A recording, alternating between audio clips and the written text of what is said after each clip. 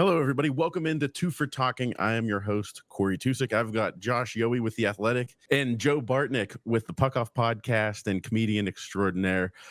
Gentlemen, we are 3 games into the season, and I don't know. There's a couple interesting things that have happened. The Penguins went 1-2. Certainly laid an egg on the home opener, as we all know by now.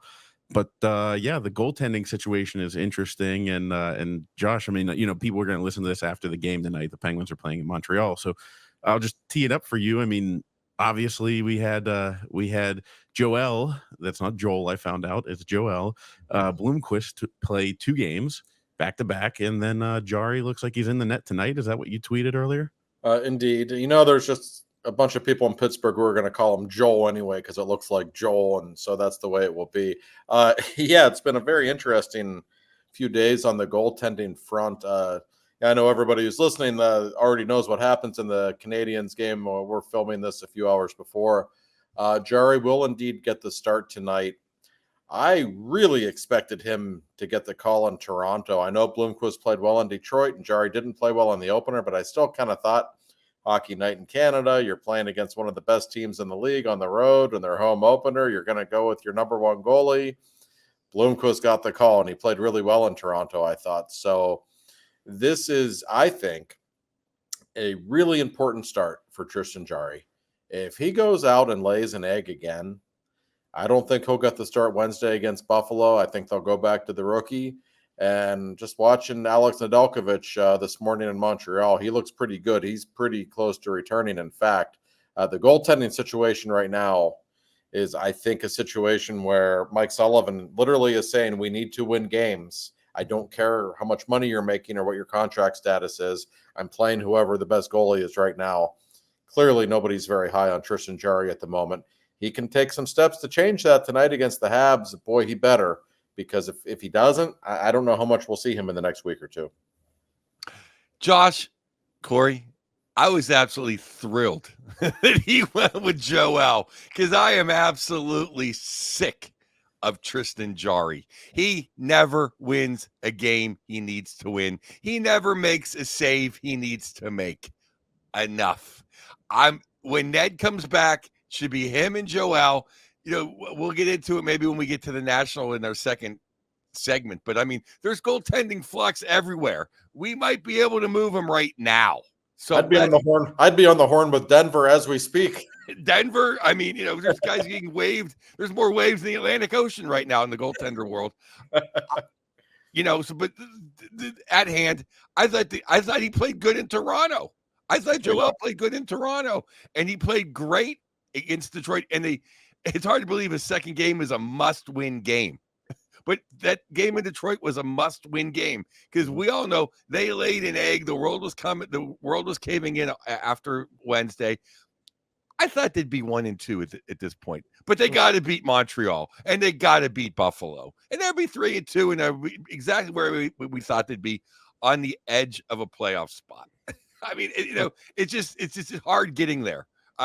What minutia do you want to get into, Josh? I mean, we have hours. I mean, it's funny. Me and my buddy Andy talked for 2 hours on Saturday night about the Penguins. I'm like, this could have been a podcast. It's like there's 3 games I could talk for 9 hours. What do you want to hit? I mean, we might as well stick with the goaltending for a minute because it's what everybody wants to talk about. I got to give the rookie credit.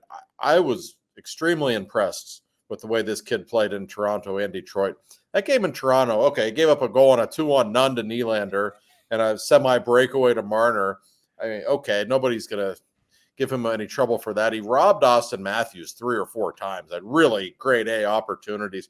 I thought he was really good. He's so athletic. Watching him get post to post, oh, man, it really got my attention. And even in Detroit, the Penguins were horrible in the first period in Detroit, really bad. That could have been 3-0 easily. And he just kept them in that game, and finally they woke up. He does not look out of place to me, Joe. He looks like an NHL goaltender and a pretty talented one at that. That's why I'm telling you this. I know it's October 14th. It's the 4th game of the year. It shouldn't be that big of a deal. If Jarry lays an egg again tonight, he's not going to play against Buffalo, and Ned's almost ready, and things get really interesting at that point. His save on Lucas Raymond, the Athletic save, I mean, is it hyperbolic to say that might have saved the season? I mean, that really, it was like, they're already down 1-0. They're on the power play. Detroit is, and it's like, that was such a huge save. It was incredible. I just like the way he comes up big, and I hate to kick a horse when he's dead, but Jarry just never comes up big. Well, that's the problem with him. And somebody actually said to me a couple of days ago, yeah, but he looked really good in the second and third period against the Rangers. He made some great saves, and he did. I said, well, yes, they were losing 4-0 at that point. That's the issue. He needed to be great in the first period when they got off to a slow start, and he wasn't. That's always the problem with Tristan. You can't really rely on him when you need him. That's always the knock on him, and it's a fair knock on him. And I don't know if it's hyperbolic or not, but I will say this.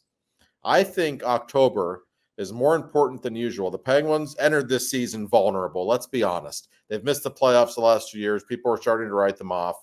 So that's already in the back of your mind. And their October schedules we've been discussing for months. It's brutal. Okay. You got Carolina in a few days, and then you got to go to Western Canada. If they can get through October at 500, that's a win for them. It really is.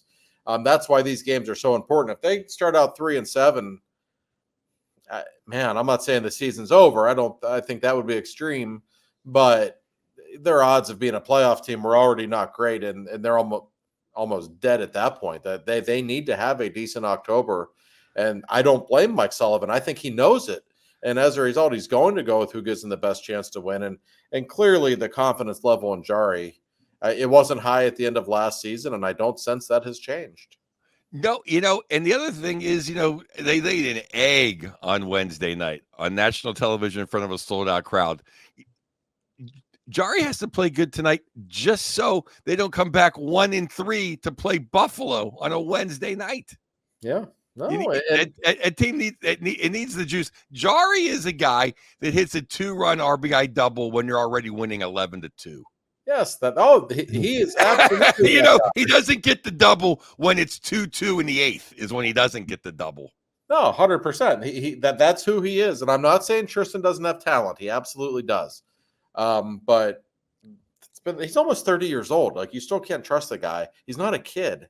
I mean, it's a huge problem at this point, and I think Mike Sullivan is to the point where I don't really think he gives a shit what Jarry's contract is or how much money he's making. Sully needs to win games, and he knows it. So he's got other options. That's just the way it is. And Montreal is not an offensive juggernaut by any stretch. But hey, the Canadiens are off to a 2-1 start. This is a building where the Penguins often don't play well. The Canadiens and all their quickness and speed tend to give them fits. This is no easy game for the Penguins tonight. So I'm as October games go, I'm actually fascinated to see how things turn out. There's a lot of pressure on Tristan, and he doesn't always play well when he's under pressure. Well, that's the thing with Jarry is that, he does have decent numbers, but, Penguins goaltenders throughout my history of watching for 50 years have never needed good numbers. They just need to make the save when it's 5-4. Make the save, or make the save when everybody's up ice in the first period. They just need to make 3. I mean, you can count every game. Barrasso just need to make 3 saves that really mattered. Fleury, 3 saves that really mattered. Murray, 3 saves that really mattered. Jarry doesn't make those 3 saves. It's 3-0. Then he makes a save. Oh, well, who cares? No, and that, I think, goes back to his greatest weakness. You talk with anyone in the organization or, goaltending people, whatever, like, they will tell you how talented he is physically, but upstairs that he just isn't always focused the way he needs to be. He has these lapses. The most famous one, of course, coming in the playoffs against the Islanders in overtime a few years back. And I think that has an effect on a team. Like, when you can't trust your goaltender, that really has a trickle-down effect on everybody. And I was very interested after the Detroit game. I know Erik Karlsson didn't mean anything toward Jarry by this, but I asked Karlsson after that game about Blomqvist, and the first thing he said was, boy, he really kept us calm out there. I'm thinking, he was playing his first freaking NHL game, and he kept you guys calm? Like, okay, he said it. I believe him, but I don't remember the last time anyone said that about Jarry. It was kind of a damning comment, even though he didn't mean it to be. Well, yeah, that was clipped. Either it was on the television or the internet or the radio broadcast. I listened to all three. But I saw him say that. If you asked him, I saw him say that. The other thing is, I know Borky brings it up. I know a lot of people bring it up. Is they say he's a battler, and what is Ned? Ned's a battler. Yep. And no one's ever said that about Tristan Jarry. And I think that's even worse than having no confidence in somebody making the saves, is knowing that they won't battle for you. Mm-hmm. No, and I do think Jarry, Jarry's, we've all known people in life who are really laid back to the point where you think they just don't care that much. I get that a lot in my life because I'm a pretty laid back individual. So I can empathize with Tristan a little bit. But you're right, he doesn't battle sometimes. He is kind of looks like a defeatist a little bit in the net. Whereas, Blomqvist is lunging and throwing his body at every shot. Yes, guys notice that. They absolutely do. That's who you want to play with. That's, I think, one of the reasons why Ned is so popular in that locker room. That's who he is. So, yeah, the Penguins, listen, there's a lot of things going on with the Penguins that are interesting right now. But if you don't have stability in the net, that's a problem. I don't care how good your team is or how bad it is. And they have three interesting options, but I don't know that they have any stability right now. And that's going to be an issue if it's not figured out quickly. Yes, sir. Now I want to go to my biggest pet peeve. It was of the camp, and it reared its completely ugly head. I think you might know where I'm going. Ryan Graves is not an NHL defenseman. Josh, the other team is on the power play when he's on the ice. What is the sign of a bad hockey team? When you can't get the puck out. Toronto rolled lines against Adam Graves. Jeez, I hate him almost just as much. Ryan Graves. It was an atrocity. And okay, you don't want to have Bernicki. You don't want to burn his 9 games, which I disagreed with at the moment. I remember Christopher Letang came up, played 9. Oh, he's great. Okay, Mr. Doobie. I get it. Pickering should be playing. Hell, Sebastian Aho should be playing. Hell, play 13 forwards and 5 defensemen. I don't care. He is terror. He ruins all momentum.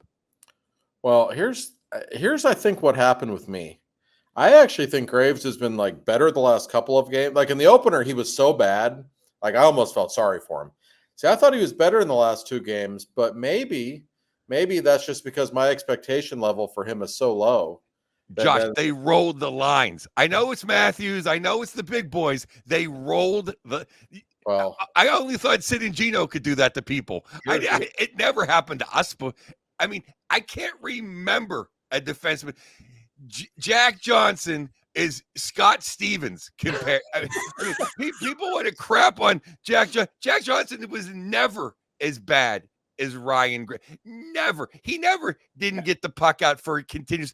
Or, he would ice it every 10 seconds. But if someone beat him as bad as Graves got beat, Jack Johnson would spear him in the spine. At least he did something. This guy does nothing but spin around. It's oh my God.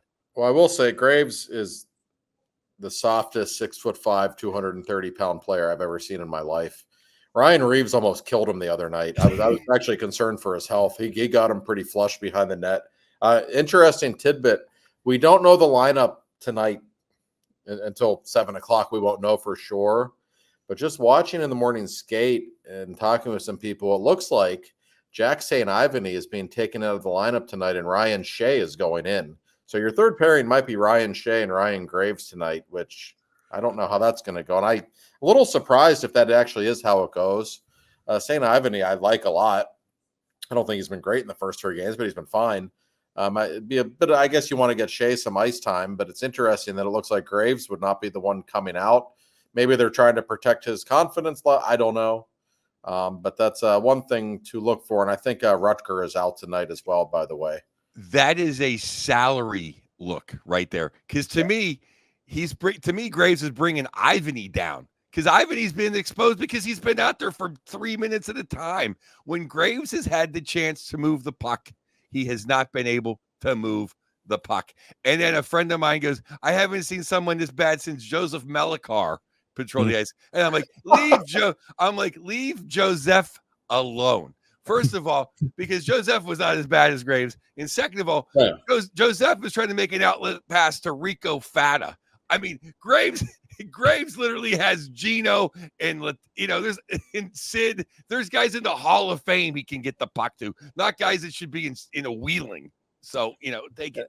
And I will say, from a defensive standpoint, especially, I have some concerns about this blue line in general. Like I don't think Letang's been very good so far. He scored the goal. That's great. He's really struggled in his own zone. Pettersson was not good in Toronto at all, uncharacteristically so. Carlson's going to do Carlson things. Grzelcyk's okay, but we know the third pairing's going to have its issues. I take it back to the goaltending. Jarry was terrible in the first game, but it's not easy being the goaltender of this team right now because they're just so bad in their own zone, this team. And they just give up more grade A's than other teams do. So I see problems really throughout the blue line right now. Hopefully that goal will get Letang going. I thought he was much better after he scored the goal. Maybe he just needed that for his confidence a little bit because he's really been out of sorts in the defensive zone.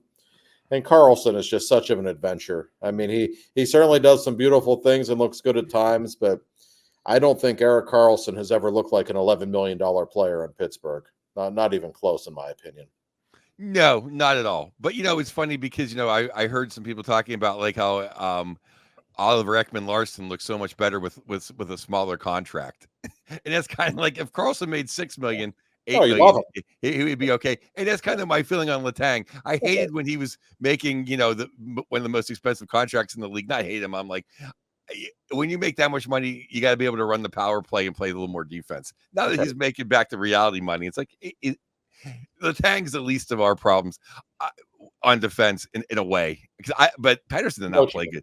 Pettersson did not play good, which kind of shocked me. No. And I was not. I don't know. Carlson's flipping the partners around has been interesting to me.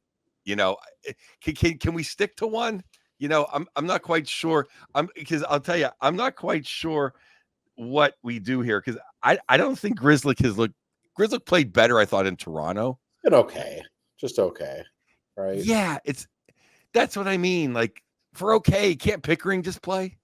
Like you know what I mean?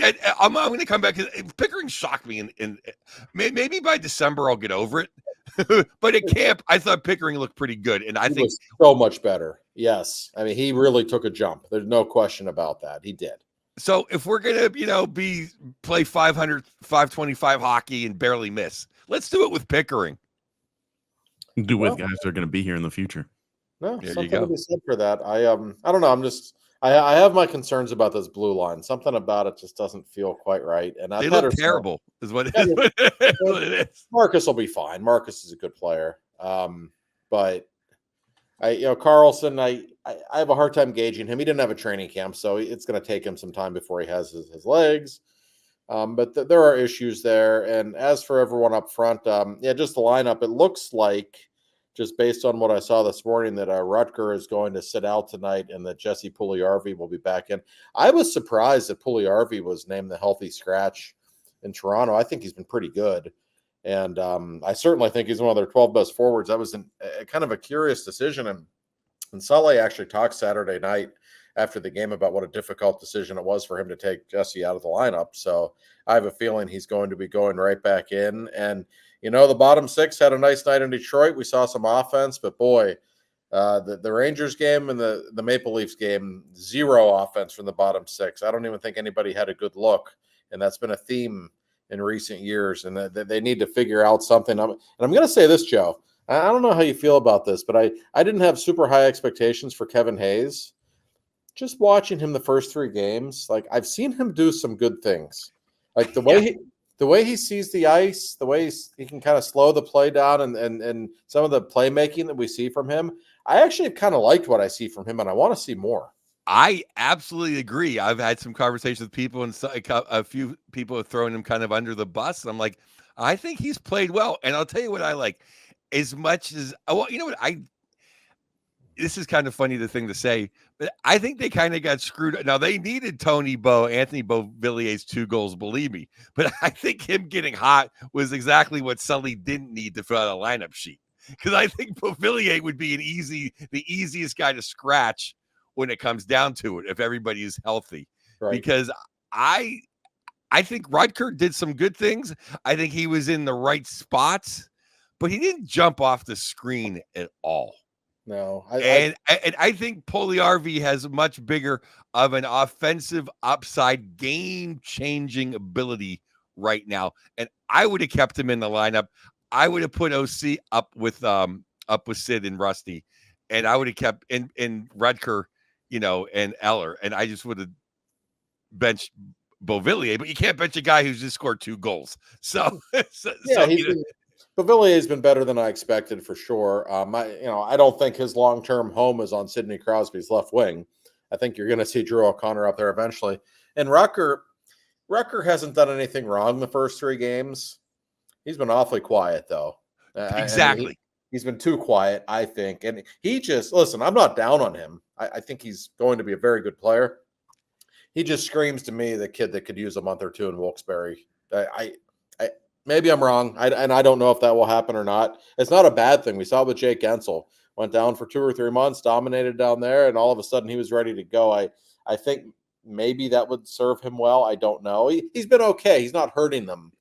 But that line, the Eller line, is, man, there's just no offense at all from that line through 3 games. Well, that's the thing, is I think the 4th line, I don't think the 4th line looked awful in Toronto. I just kind of like having 3 guys that you know exactly what they're going to do. They come over, they got big shoulders, they've been hitting people, they've been keeping the puck in. I wasn't as critical. I think Toronto was a little bit of a different game, but I thought the first 2 games, I thought Wednesday was their first. I thought the only line that looked half decent, and then Detroit, they just hemmed Detroit in. I like having 3 guys. They all know what they're going to do. They got big shoulders. They just kind of cycling the puck. I like keeping that 4th line together. I think I would have played Puljujärvi. And I think Sid's been off. He's been okay. Yeah, he's not on top of his game. We see this with him sometimes. He's not always a fast starter. It often takes him a few weeks before he kind of looks like Sid. Don't think he's been terrible, and I think having Brian Rust back eventually is going to be a very good thing for him, of course. But no, he's not quite himself right now. I would agree. He's just been he's been very average. Yeah, I actually think Gino's been their best player. I think his legs look great, don't you? Absolutely. I mean, I want to stay on Rust for one more second. I thought Russ looked disjointed on the power play. And I was like, when they needed that goal in the 3rd, I was hoping he was going to go back to Raquel. Because I think Raquel looks better on the power play than no. You guys know, no one's a bigger Rusty guy than me. But I think Raquel should have been out to the last couple power plays. I think Raquel looked pretty good in the power play. And Raquel has looked excellent this year. I don't know why. He's got some legs too. And Gino has got tons and tons of jump.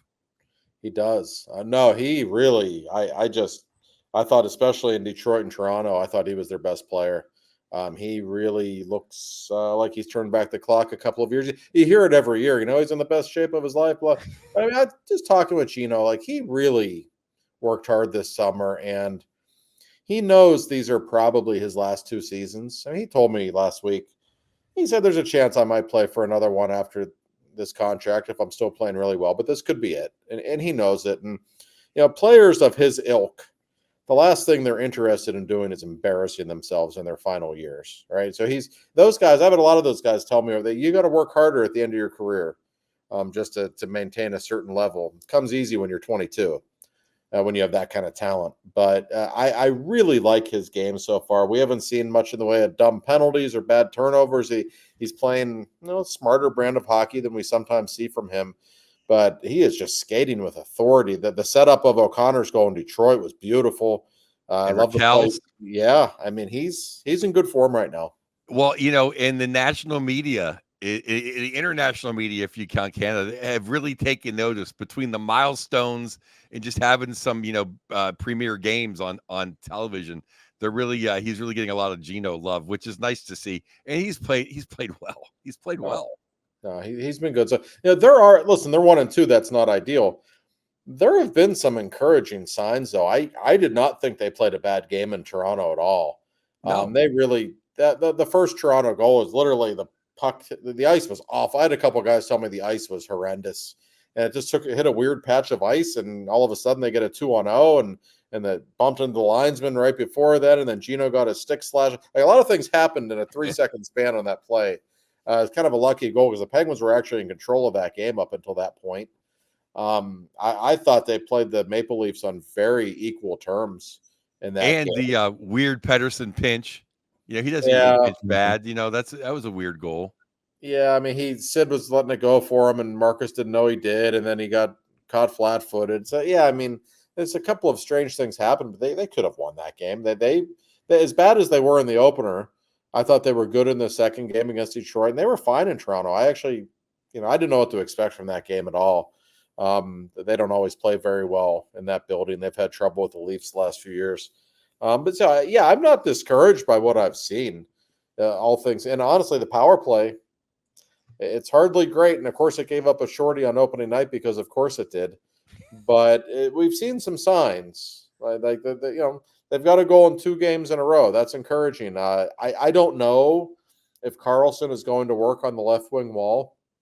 Every time I've asked him about it, he makes it very clear that he wants you to know he's never played there before. He says, well, I've never played there before. Like, that's the first thing he says. So don't grade me too harshly here, but he has the skill set to do it. And everything else, I kind of like how it's functioning. And I actually think Letang might be better than Carlson on top, running the point. I think he just looks more comfortable there right now. He is almost like Carlson lit a fire in his ass, where he's kind of shooting it more. He's looking for he's not just diddly daddling around up there, which is what he was known for. What I love about the power play is it seems like Gino is playing lower, sometimes in the blue paint, sometimes behind the goal. And anytime Gino is not the last guy back or the second to last guy back is a better power play, because that's when we are susceptible to the shorthanded goals and all the drama. And it's like, that's where we get in trouble. And, we all love Gino. His slap shot has not been Gino's slap shot for 5-6 years. And he hasn't had Gonchar sending it to him for 15 years. So it's like, we don't need him standing in that circle flat-footed, waiting to get beat on a 2-on-1, because Letang, the puck goes over Letang's skate. So, but Gino is still a force down low. He's still such a big man. You put him down there, he can be effective. Absolutely. And his hands are still sweet. So I loved when he was down there. I thought that was fantastic. Oh, they need to do it more. That they are absolutely more vulnerable when he's up high. Everybody knows it. Or Sid is certainly more responsible when he's in that spot. And Sid's just faster. He can get back if they get into trouble. I mean, Gino, let's be honest, the legs aren't what they were. So I think that makes a lot of sense. So it's very early in the David Quinn power play era. And remember, Carlson didn't have a training camp, and Brian Rust missed some time. So these guys haven't really played together. I know nobody wants to hear it, but you got to give them a little bit of time. This is, even though it's a lot of the same players, they're doing some new stuff. So give it some time. But I've actually been kind of encouraged. It certainly looks far more functional than last season. 1,000%. There's a sense of urgency, which we haven't seen in 3 years. I want to get back to the Rutger Hauer experience. Do you think now sending him down is not? I don't care how dubious and Sully look is for the organization or whatever, but do you think it messes this kid up a little bit, or makes it plays with his head a little bit? Whereas if they just would have started him down there, it would have been better. Because like I said, he has not been out of position. He's made the Ronnie Francis plays. He's made the nice plays. Get the puck out. Get the puck in. His hockey IQ is off the charts. But I think he hasn't jumped off the page, and let him go down and play on the first line with Bras and those Russian guys I can't pronounce, and score a bunch of points and come up on a heater. Play some power play. That might be better than, because I don't want him demoted anymore, like on the fourth line or something. Like, I like his third line here, but maybe just get him some goals, have some fun. Go fool around with some mediocre chicks in Wilkes-Barre. I don't know. Well, that's one way to look at it. No, I don't know. I would give him a few more games, I guess. I don't think it's going to hurt his confidence or make the team look bad if they send him down. I mean, he's 20 years old. That's all part of the process. It's okay. But yeah, you said it. Like he is in position. He's doing everything right. I don't know. There's something very vanilla to his game. I just you want to see a little more, and that's probably a confidence thing more than anything else. Yeah, so I wouldn't be shocked if he goes down. We'll see him again this season, though. I think he's a legitimately good prospect. He's gonna be a good player, but I don't know. For his sake, that might be the best thing. Yeah. I was gonna say too. I mean, I'd love to see him. It's the same situation as with Bernicki. Like we want him up here now, but what if he doesn't light it up or look great? Do you hurt his confidence in him down? So it's damned if you do, damned if you don't. I'm sorry, Joe. Did I cut you off? I was gonna ask Josh something, but no, go ahead. I was really just gonna say my snarky. Well, he can't be any worse than great. Bernicki. Josh, I was not in the building for the opener, and not to like belabor the point, but the Pens fans really gave it to the Penguins quick, and I don't know if that's so much a frustration of Jarry or what have you, but it looked like, oh my God, same old, like don't play a drinking game where you have to drink every time they give up an odd man rush because you're going to be plastered by the end of the first period. But what was your read on that whole situation? The crowd, I loved it because, I mean, they paid hard-earned money to go watch that team lay an egg. And, I mean, it sounded on TV, it sounded not great for the home team. I made mention of that in my article after the game. That was kind of an angry crowd. And you don't see that in Pittsburgh. Like that's more of a Philadelphia, New York thing. Like anytime you cover a game in New York and the Rangers are down 2-0 at the end of the first period, like they boo the hell out of them when they leave the arena. That's just the way it's always been. It's always, it's always amusing, right? Pittsburgh, you don't see that. It's such of a Penguins fans, especially. They're not like Steelers fans here. They're so supportive. Like Jack Johnson never got booed in that building. No, nobody ever got booed in that building if they were in black and gold. That's why the Fire Hextall chant that night against Edmonton was so jarring because you never saw anything like that from Penguins fans. But boy, it absolutely got my attention when they were. Jarry was getting Bronx cheered all game, and they got booed off the ice at the end of the first and second periods. Like, whoa, I've never seen a home opener crowd this unhappy. So yes, it got my attention. It will be very interesting to see what things are like against the Sabres in a couple nights back at PPG. Yeah, I hope they're 2-2. Well, you know what was even worse than maybe being at the game and paying hard-earned money was watching the TNT feed. Because I mean, why not just let Sam Rosen and Micheletti call it? If you're gonna be that much pro Ranger, you got Henrik Lundqvist, who I don't know, he's never won a cup. Remember that, everybody. I don't care how nice he dresses. He's never won a cup. Mr. Overrated. And then you have Gretzky. Here's Gretzky. I like Gretzky when he's in the playoffs because he doesn't even because he's not paying attention until the playoffs. Because he made this statement, Wayne. Here's Wayne. He goes, why doesn't Sidney Crosby? He's never played with an all-star winger. Oh, really? Tampa Bay just gave $9 million to a bum, Gretzky. Get your head out of your ass. I won't even bring up Marian Hossa, but yeah, that's the flyby media. It kills me to listen to them because they just. I mean, we're seeing it. We'll talk about it in the third segment with the Steelers. Like the national media with when they're not dialed in. It takes a lot for me to be the least annoying guy on that is Bissonnette. Because I love Biz Nasty, but I liked him much better when Tocchet or Berube kept him in his place. That show was better with Talk. Everything's better with Tocchet. It is. He just brought it all together, though. Like nobody caused trouble when it flowed better when he was in the middle of it. And Berube too, for that matter. Really, the chief, man. No one messes with the chief. Absolutely not. Yeah. No, the fans deserve that. And I will say this. I mean, there are in every fan base dumb fans, but Penguin fans are pretty smart. Like especially the crowd that's there, going to most of the games. I mean, it's a very hockey smart crowd, and so I thought that was good for the Penguins, the Penguin fans, to be letting Jarry know, get out of here, you bum. Boy, the fan base has really turned on him too. That's something I've never really sensed that in the past about him entirely, but man, I just tweeted this morning, Jarry first goalie off the ice, and I was afraid to look at my mentions. Everybody was pissed off. So he's got some work to do to win back the favor of the home fans. Well, I have a real quick question for both of you guys because I'm not in Pittsburgh most of the time. Did Jarry ever really have them? No, probably not. It seemed like Ned stepped right in. It seemed like everyone's waiting for the next guy. Mm-hmm.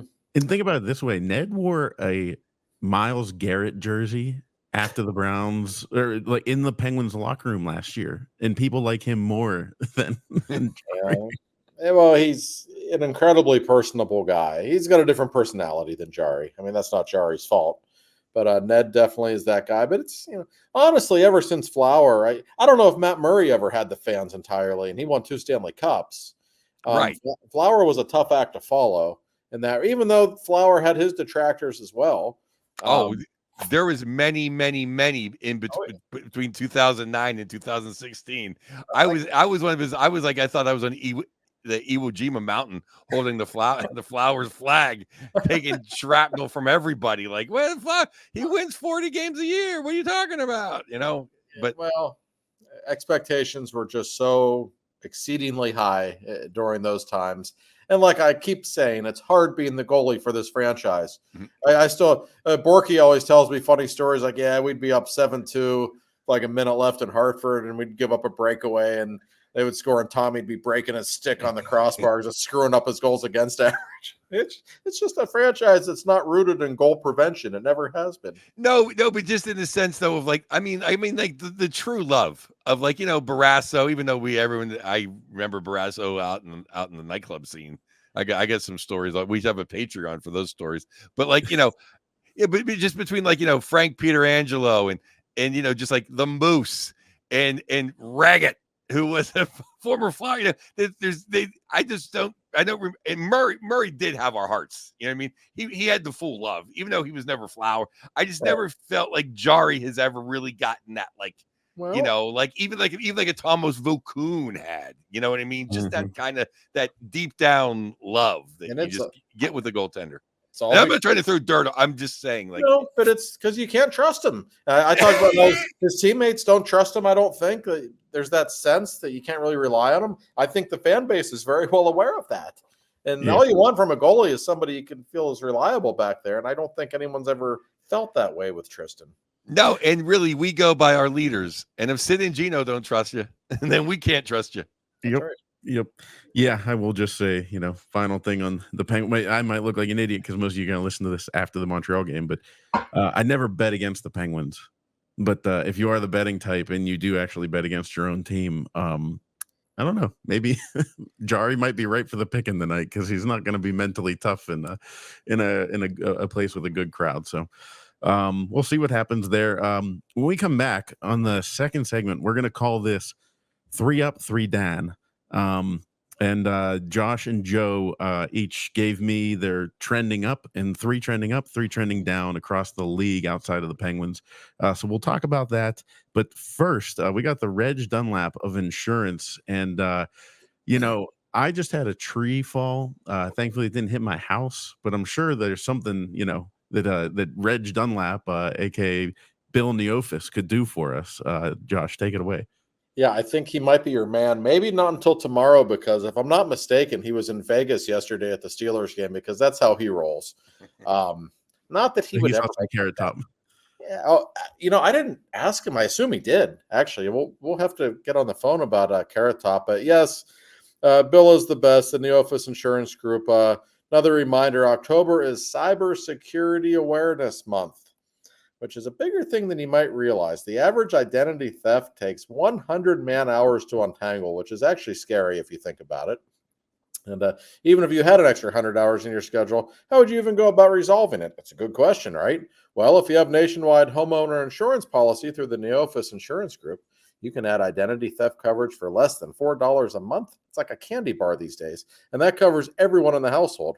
If you're the victim of ID theft, you simply make one phone call to Nationwide. Their partner untangles that nightmare on your behalf. You don't even have to worry about it. So they alert the credit services. They put the holds on your accounts, help restore your documents, whatever you need, $45 for for the entire year. 15 years ago, if one of us had our identity stolen, it was probably our fault. Not anymore. If it's not Target getting hacked, it's your doctor or the hospital, and on and on. So give your friends at the Neofis Insurance Group a call. Ask him if he enjoyed his time in Vegas when you call. 412-364-3388. So, yeah, seriously, as we always say, they're the best. And he'll be back in Vegas for the Penguins game there in March. And that's always a fun night out on the town with the Reg Dunlop of local insurance. Bill Yeah, got your back for less than a peanut butter M&Ms. That's right. And my favorite's peanut M&Ms. It was like $3.85, like for like 8 of them. You should see it in Canada. See, in Canada, where I'm right now, of course, they make the healthier foods cheaper because that's how they like to do things with their government. But if you want like a candy bar or, God forbid, a pack of cigarettes, wow, I don't smoke, and I'm glad I don't because, it's the unhealthy things in Canada are outrageously expensive. Yeah. How much are the ketchup potato chips? Oh, I think they give those away still. What about those poutine? are so You're in good. the poutine capital of the world. I can't even believe though, like how did that not make it across? Like goddamn Rush made it across the border, but we can't get potato chips with ketchup on them. Good point. It's the best. They're the best flavored potato chips. They are good. They are really good. Canada. Like, how did they not come across the border? That's a business idea right there. I don't know. Canadians were so innovative, but the potato chips work. You're absolutely right. Yeah. Well, here on the second segment, we'll talk some Steelers and, Reg Dunlap, Bill Neofis. He had a good time in Vegas. We'll talk some Steelers in the third segment. But 3 up, 3 down is a good way for us to, I think, get through the rest of the NHL. So I'll start off with Josh's first up is the New Jersey Devils. Started off 3-1, swept their international series. So New Jersey looks pretty good, don't they? Yeah, they lost 1 to Toronto, but then they roared back and took care of the Capitals in their home opener. This is no surprise. I think it's one of the best rosters in hockey. But they're off to a 3-1 start, and I think they're just a real problem for the National Hockey League this season. I think the Rangers and Devils are clearly the 2 best teams in this division right now. They're fun to watch too, Joe. That's what I appreciate.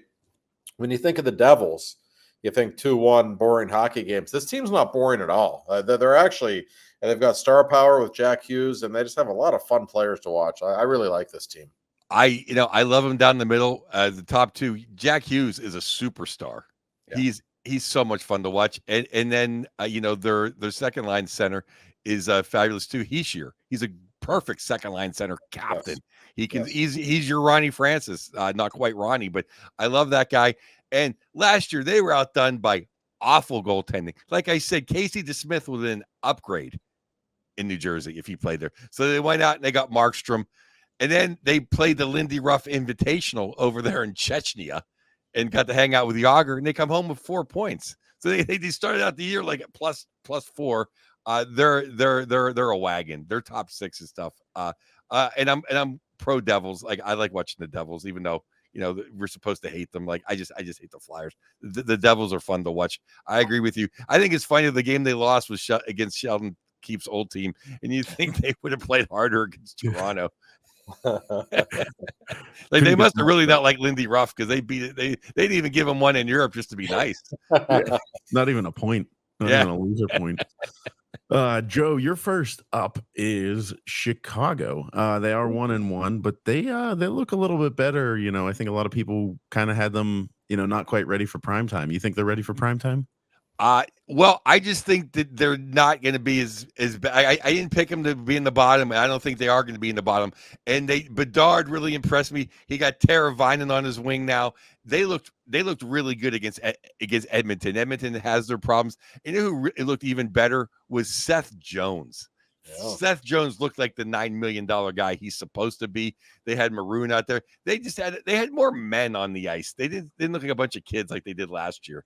I just like the way the Blackhawks played. And terrifying. Just like that poor kid didn't play with anybody last year. Now he actually has some wingers. Yeah, he does. I don't think they're playoff caliber yet, but I think they're one of those teams. They're still bad, but they're going to be like a fun bad team to watch. And I think they're better this season. I actually caught some of that game. I was at a sports bar right by the arena in Toronto writing my article, and the Edmonton-Chicago game is on in the background. Every time Bedard's on the ice, you can't help but watch him. Like, he's just fun. Yeah. He's so gifted. Just has an energy about him. He's great to watch. So yeah, I think Chicago, they're gonna be good at some point. I have to think, with him as the centerpiece. Historically speaking, it's a pretty good organization who knows what it's doing. They've fallen on some hard times, but yeah, it was certainly a nice week for them. I absolutely think they'll take something of a jump. And now the second one you guys each have on the uptick, both of you picked the Utahs, the Utah Hockey Club. And I mean, I loved seeing what they did in New York. The whole melee, and there's a garage sale at the end there. But yeah, I mean, Utah looks pretty good, and I think the fan base looked pretty good. They were drinking a lot more beer. Did you guys see all that? The fan cam, they were like, amount of beer, yeah, which I didn't think happened in the Mormon capital the world. But what do you guys think of the Utes? I picked them to make the playoffs, Joe. I was high on this roster. I love their blue line. They've made so many additions, and our boy Logan Cooley looks like a stud to me. I watched that first game. Their first game in Salt Lake City. He was everywhere. What a playmaker he is. I think they are really a solid hockey team. The West is top heavy. There's a few great teams in the West, and there's a big drop. So like for that last playoff spot or two, there's a bunch of teams that might be involved. I just have a feeling about them. I really like what I see. I picked Utah as well to make the playoffs. I'm pretty happy with that choice right now. Cooley's killing. How about Clayton Keller in overtime, looking like Sidney Crosby? Just dance, dance, dance, boom! And I love beating Igor Shesterkin. I loved it. And let's face it, they got Sergachev, they got Cole, they have defensemen now, and they've always had good goaltending out there. I keep wanting to say the desert, I guess, in the Rockies. They're a good team. And now they have a bump, and now they're going to have a home ice advantage. Yeah, I mean, it's funny just trying to think of a nickname for them. And I had something that was close to the Jazz, because they're all white out there, but I can't say it on the family show. Maybe we'll say it on Puck Off. We'll see. Your imaginations run wild. But you have a good point too. They're going to have a home ice advantage this season. It's going to be a crazy atmosphere in that building. Look at what Vegas did at home their first season. Even Seattle was pretty tough their first. Yeah, so that will help. I like what I see from them. They're an intriguing team. They are very much on their eyes. I hope they stay as the Utah Hockey Club, as the Washington football team should have stayed the Washington football team. I think it's just a unique thing. Commanders. Yeah, it's like just stick with it. And also as a jersey snob, I like their sweaters. Like I like their get up, simple, not too crazy, not like when Winnipeg came back. God, you didn't like that? You didn't like that? I don't mind the Jets logo. The Sharks have a new logo, or a new transitioning logo, or I like that the Sharks are going back to the like pure teal. But like it's a cleaner logo now. It's kind of like the effeminate pigeon in the sense that it's a lot smaller and different than the old shark, but it's okay. I don't know. Yeah. No, the Jets one, I think I like the old Jets logo and uniform so much better. Sure. With that like really modern, like, pointy edged thing. It's like, I don't know. But anyways, yeah, enough about jerseys. Jersey talk on But both of you guys again had the third number 3 going up is Vegas, which Vegas off to a 3-0 start, looking good, looking like Vegas in my opinion. How do you guys feel about them? Yeah, they're a powerhouse. I mean, they're good every year, and I feel like maybe since their cup victory a couple of years back, they've slipped off a little bit, but watched them play twice this season. I was impressed. What I like about them, they can just beat you so many different ways. If you want to get big and physical, they can do that. You want to play a shootout, they can do that. If they have to shut a game down in the third period, they can do that. They're just one of the most balanced teams in the league, and I've been very impressed with what I've seen from them so far. I think the key right there, Josh, is when you said that they can shut a game down. Yeah. I mean, they just don't give up leads when they're winning. They really, and I don't know what went wrong in Boston he ruffled a few feathers. But Bruce Cassidy, he's a really good coach. Oh yeah, and also Jack Eichel. I mean, I don't know. You're a betting man, Corey. I would look at the odds of what Eichel for Hart Trophy or Eichel for MVP is, because he could be a sneaky candidate if Jesus has a bit of a down year. Matthews is Matthews can turn it on, scored 9 goals this week, so I could be an idiot, but I don't know. Eichel might have some good odds because that top line. I love the barber of the strip, Ivan Barbashev. I love that guy. And Detective Mark Stone. That top line is a rig. Yeah. I go ahead. I think Eichel's career in general has been underappreciated a little bit. He's a great player. Okay, he's not McDavid. All right. But he's a great player, and he's really found a home. I think he's more comfortable playing in Vegas.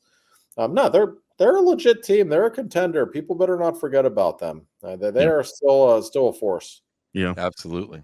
Yeah, and I just checked. He's plus 3,000. So a $10 bet will win you 300. That's what we call a value bet, Corey. Yeah, somebody may or may not have just placed that live on the air. So there you go. Well, I'll wet my beak. Yeah,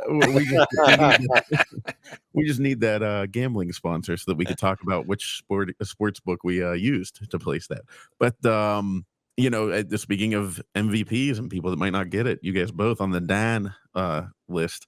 The Oilers, yikes, 0-3. What is going on there? I mean, this is shades of last year all over again.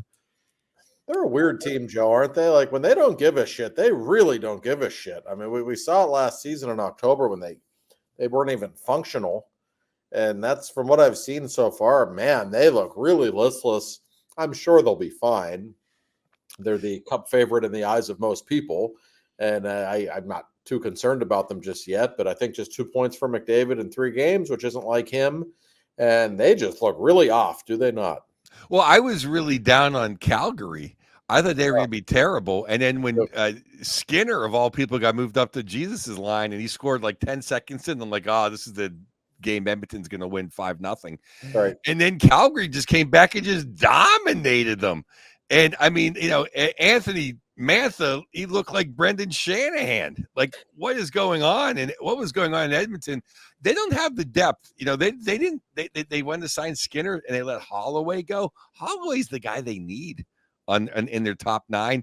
And I'm not the biggest Broberg guy, but Broberg looked pretty good for the Bluesers this week. And they only have like 2.5 defensemen. Nurse still looks like he's out to lunch.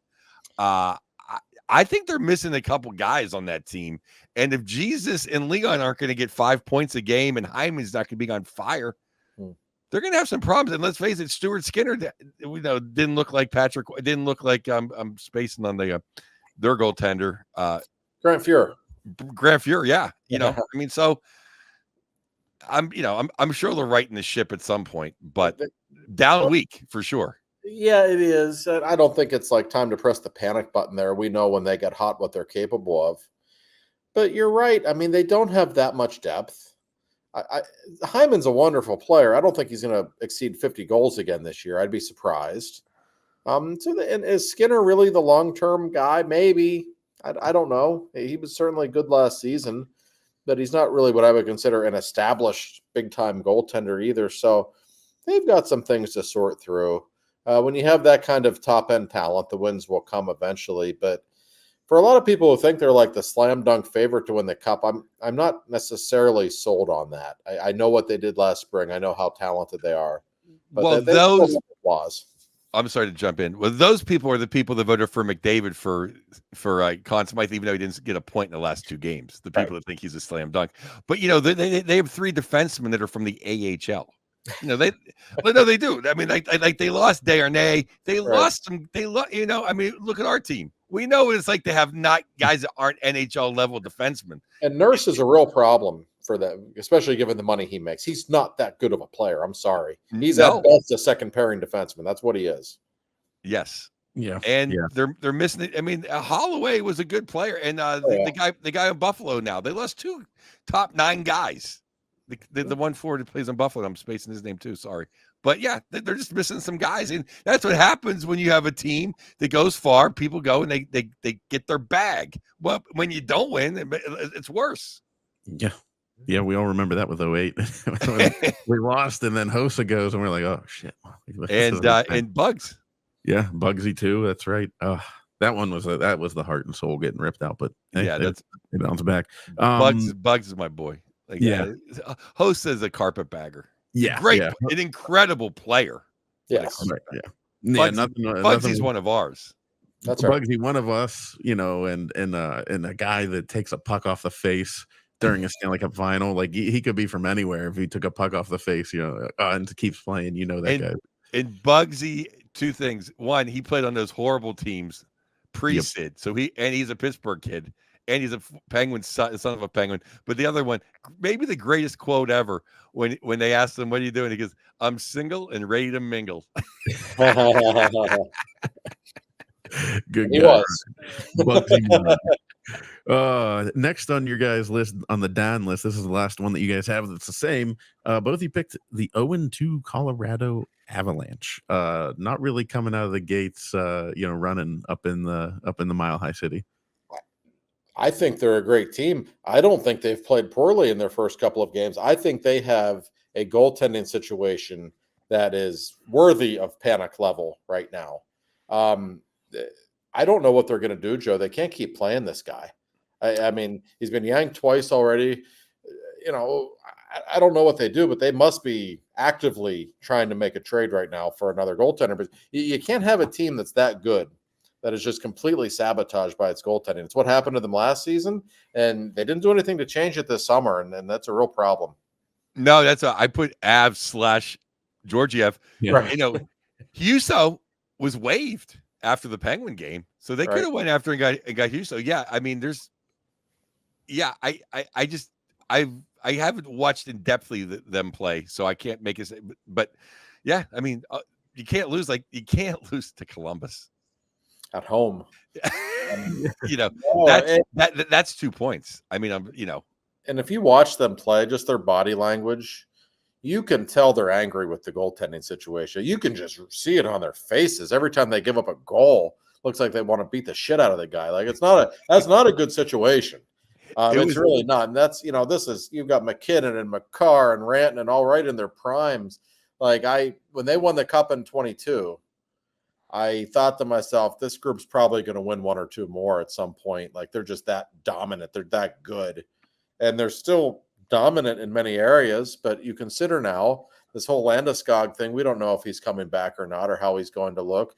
You got the Nichushkin thing. Like we don't know what's going to happen with him, if they're going to keep him, they're going to trade him, is he going to be able to stay clean? Like you got a lot of issues on that team, even though they've got the incredible star power. But when you don't have goaltending, you have nothing.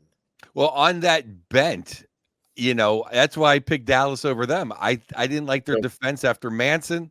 Yeah. And it's shown to be not that good. And their depth is, it's okay. But after the big boys up front, it's not as deep as a lot of those teams. So they need decent goaltending. They've had terrible goaltending. I don't know. I think I add this as an addendum. One thing I do want to say on the national scene is I love Steven Stamkos, and boy, is he snake bit.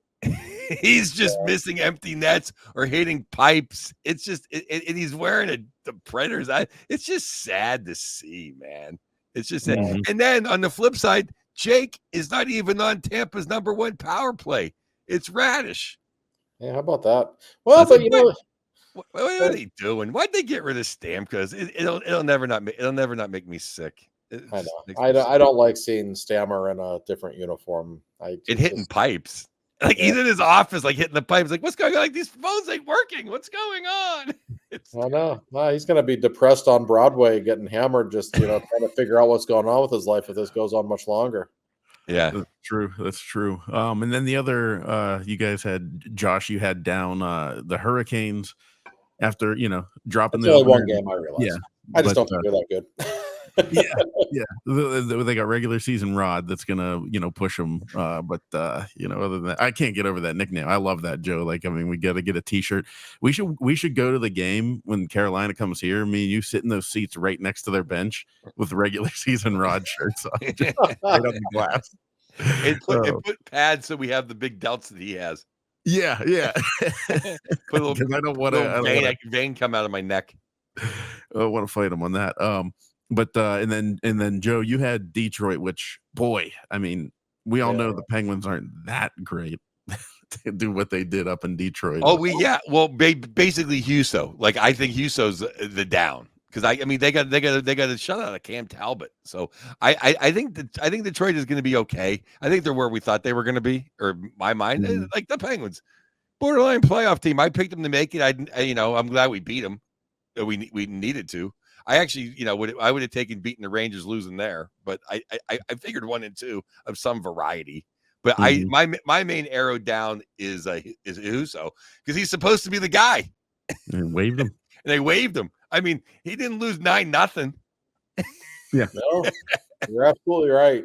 And boy, I only saw them play once in person the other night in Detroit. Man, were they bad in their own zone. I mean, that's not a great defensive team, I don't think. But again, they'll be okay. They're not a terrible team. You're right. They are right in that group with the Penguins, Capitals, Islanders. All they could get in. Wouldn't shock anyone. If they don't get in, wouldn't shock anyone. That's just where they are. Yep.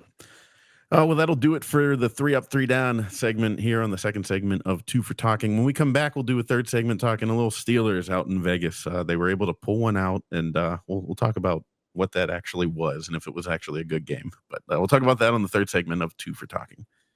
Welcome back to the third segment of 2 for Talking. And guys, the Steelers were out in the desert, and boy, there are a lot of fans right now. I mean, the Steelers won 32 to 12 or whatever the score was. That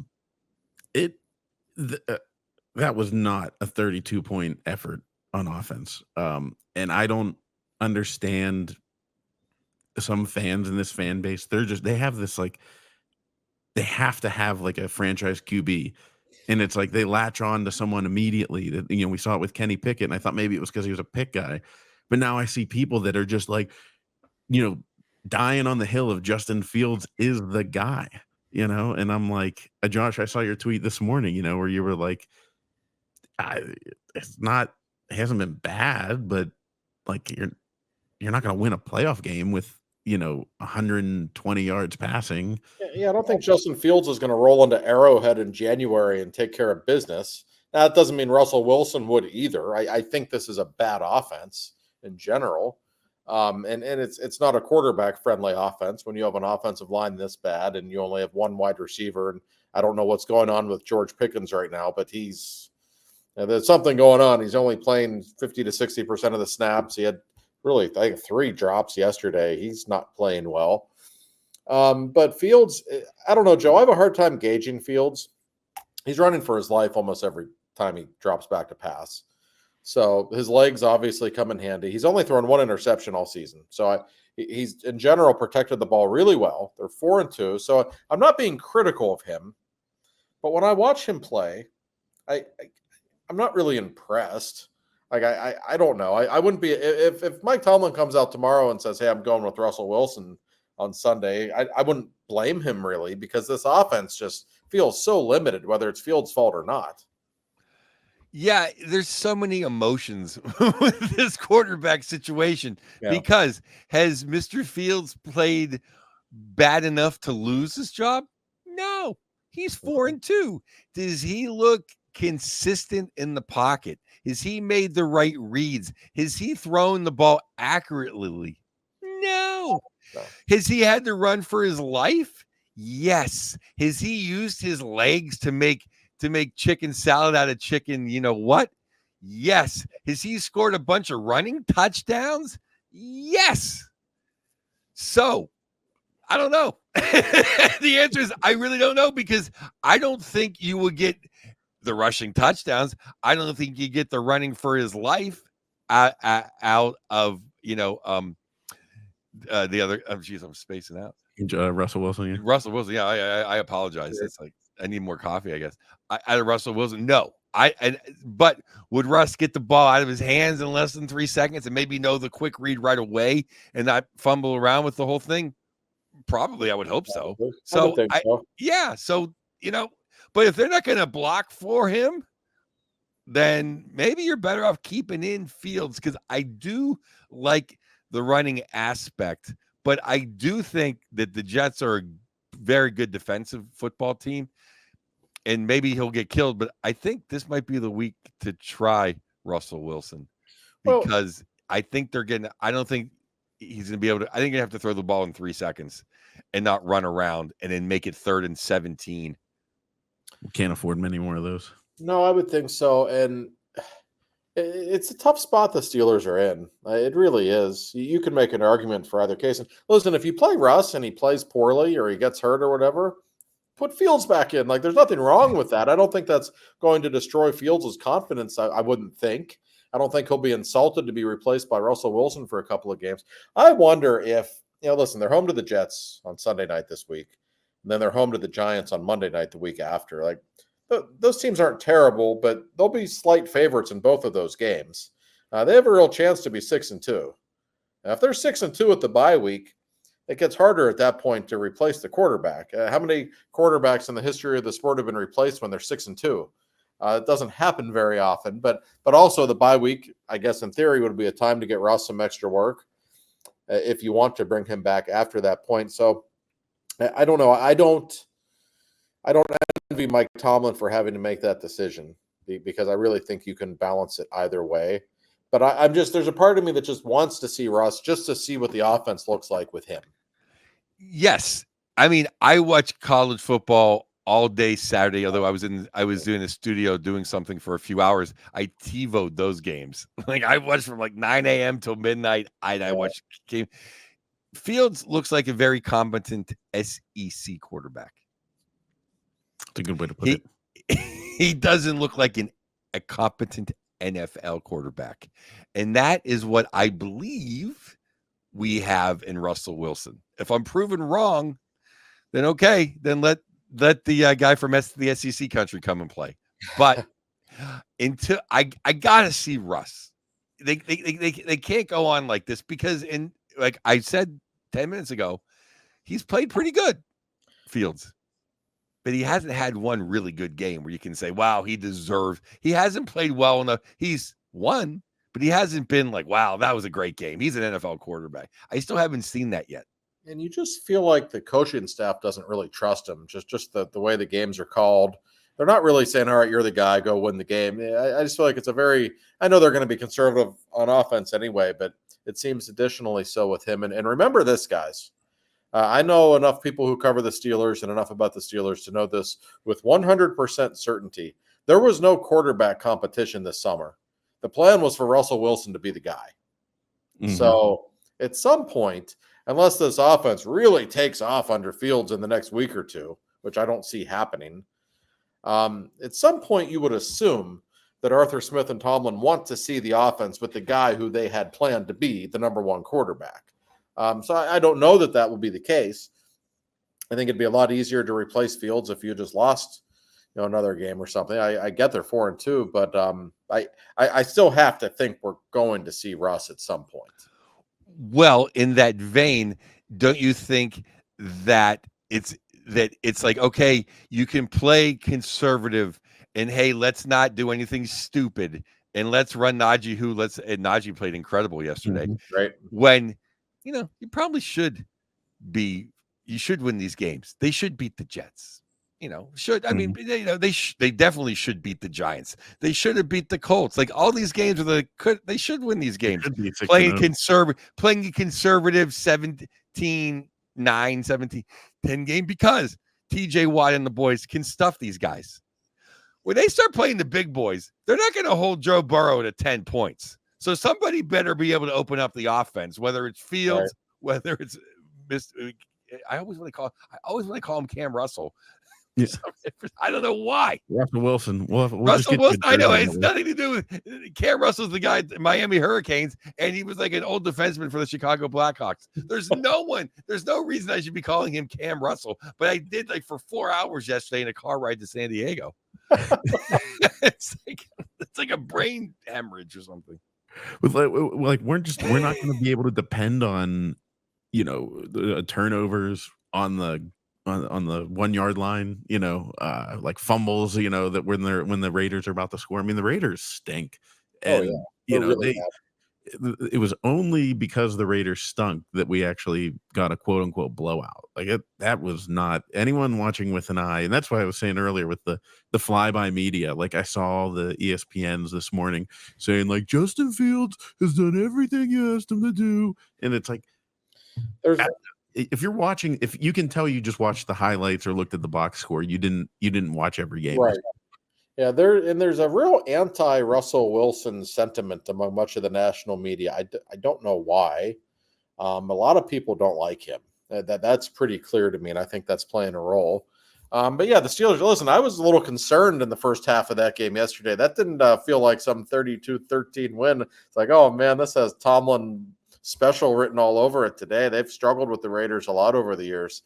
The defense was really good in the second half. They certainly woke up. And that's all they needed to beat the Raiders. But yeah, they don't look like a team that's going to function all that well against the big boys unless the offense really takes a couple of steps. And that was the most perfect setting for that game. It's like it was a home game without any home fan anxiety. Yeah, that's you know what I mean? Like it couldn't have been any easier mentally for that team than yesterday. There was no like, season ticket holders disgruntled with looking at offense. No, everyone was happy to be in Vegas. That's right. And by the way, we mention him every week. TJ Watt didn't even have a sack yesterday, and yet he just influenced the game. 2 forced fumbles, both unbelievable plays, literally punching the football.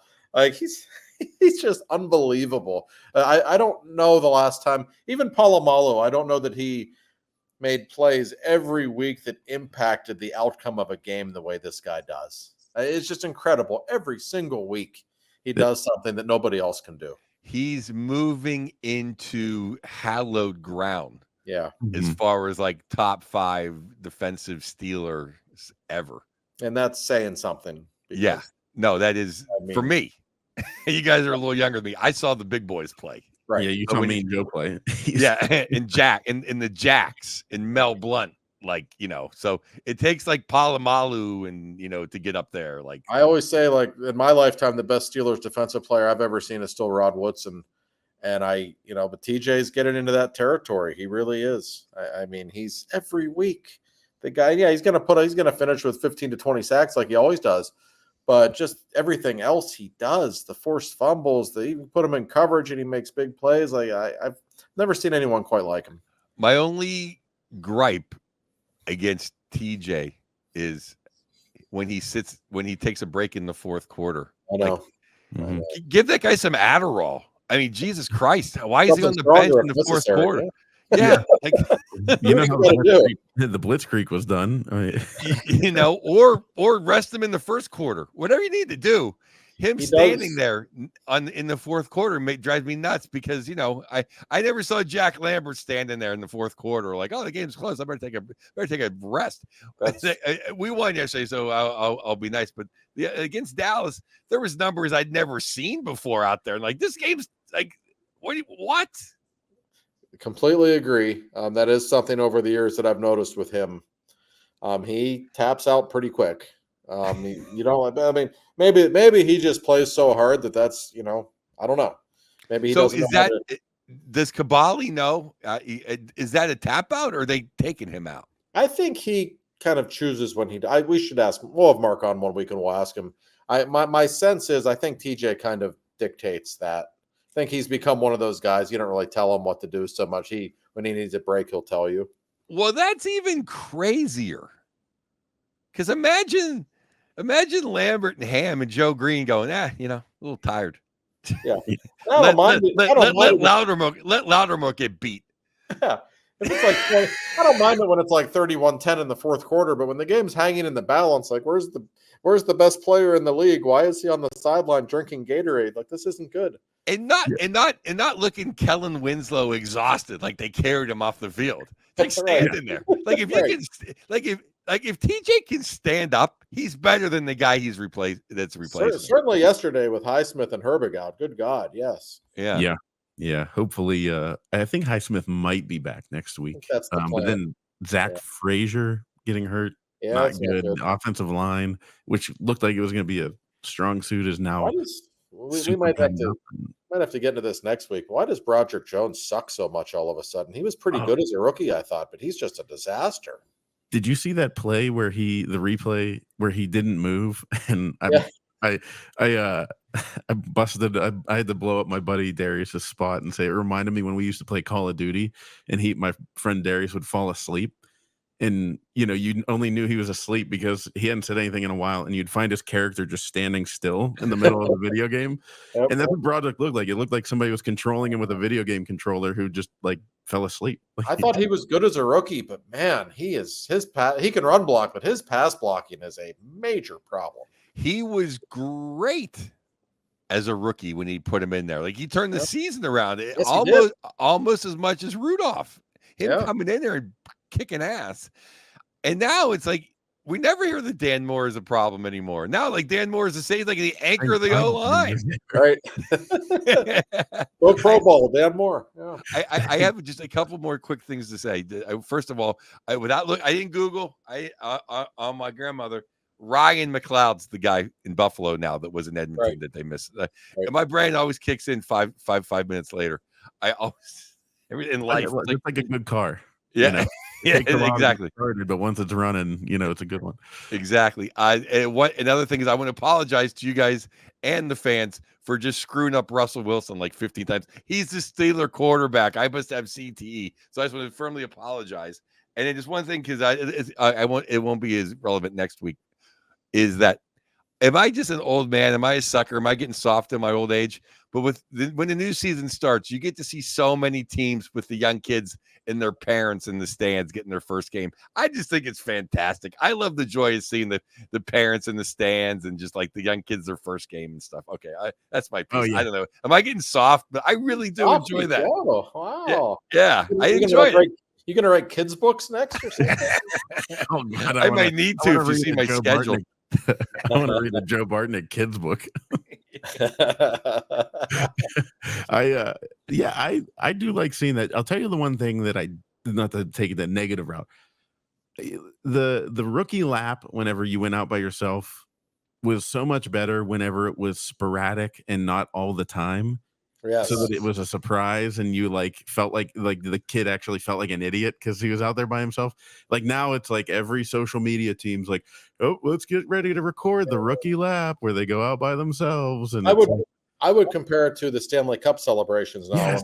One at a time. Like I like the chaos of the old days. Like I know.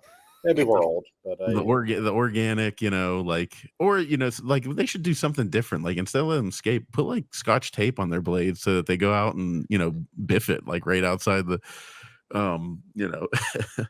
Or do you guys remember? I think it was Fleury's last year, the 17 year.